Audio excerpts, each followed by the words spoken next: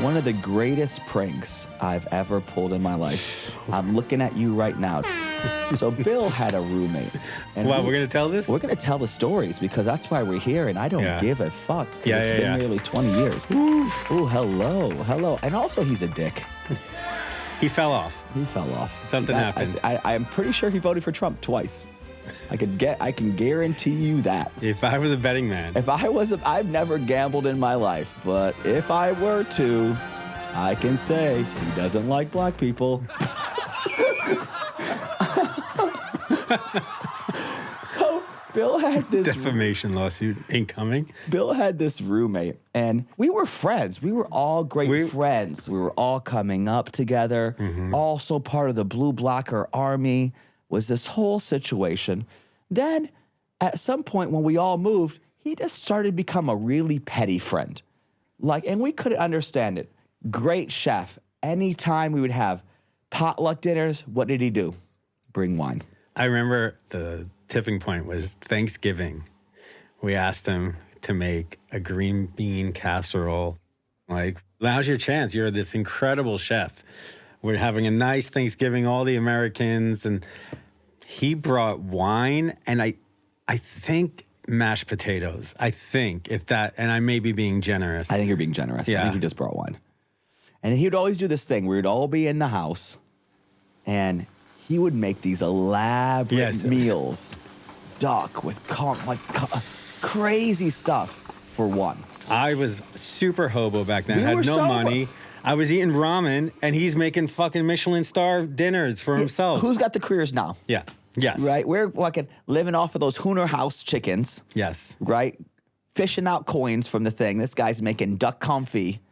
What a dick. To cook a 3-star meal for one person, when you got your two friends sitting in the other room, it's like, that's a real malicious friendship. There was a lot of already microaggressions leading up to the toilet paper incident.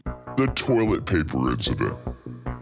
He was leaving for a U.S. tour, and I was leaving for 2 days to do some gigs of my own. And I noticed that there was very little toilet paper left in the bathroom. But enough for a couple uses. Enough for maybe 1 or 2 more uses, and I knew he was leaving in 3 days. I thought to myself, there's no way this is gonna last 3 days. I know we're gonna run out of toilet paper. When I get back, I made a note, when I get back on fucking Friday, if there's no toilet paper here, I'm gonna fucking kill this guy. So sure enough, I get back from my couple of gigs. I get back on a Friday, and I'm like, I go straight to beeline to the bathroom. This is a point. This is a point right here.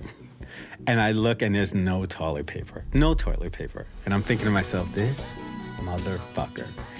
He refused to refill the toilet paper for me. He's going away for a month, and he's thinking to himself, I'm not, you know what?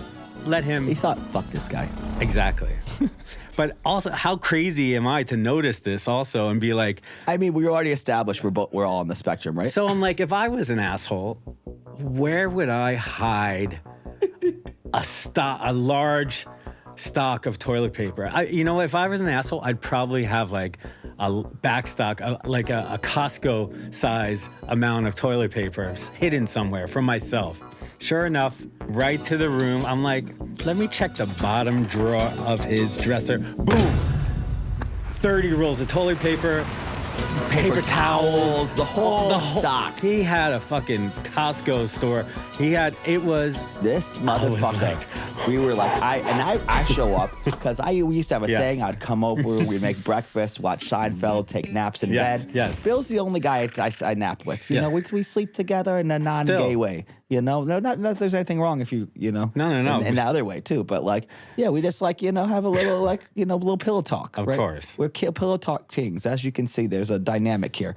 So I'm like, this motherfucker's got to go down. I called Seth immediately. I was like, get over here right now. And I was like, this aggression will not stand. So what I did, he was away for a month. And this at the time we were raving a lot. So I took all of this motherfucker's underwear. I would wear them. No, there was one. It was just one pair. It had tiny little cars on it. Yeah, okay, it was one pair. Yeah. I went out raving. We went out for 4 days. Berghain, Bar 25. Watergate, Bar 25.